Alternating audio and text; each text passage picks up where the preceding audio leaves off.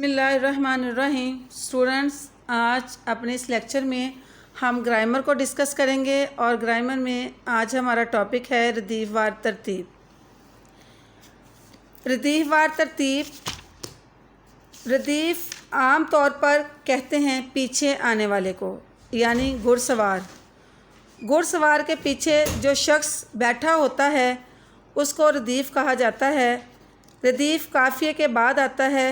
جس طرح گھوڑے پر پیچھے بیٹھا ہوا شخص اگلے بیٹھے ہوئے شخص کو مضبوطی سے پکڑتا ہے، بالکل اسی طرح ردیف قافیے کو مضبوط کرتا ہے، یعنی قافیے کو پکڑ کر رکھتا ہے۔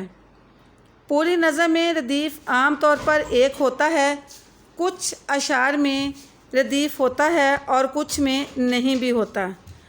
جیسا کہ آپ کی ٹیکسٹ بک میں نظم ہے حمد، اس کے جو 2 بند ہیں ان میں ردیف ہے اور جو 3 بند ہیں ان میں ردیف نہیں ہے۔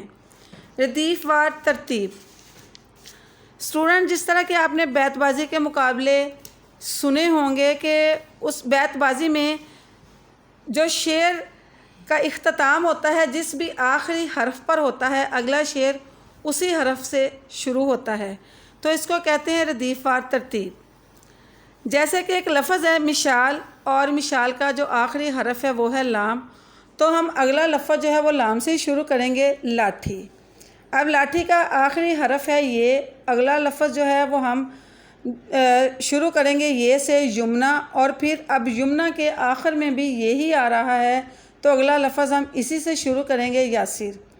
اب یاسر کا جو آخری حرف ہے وہ ہے رے، تو رے سے ہم اگلا لفظ بنائیں گے ریل۔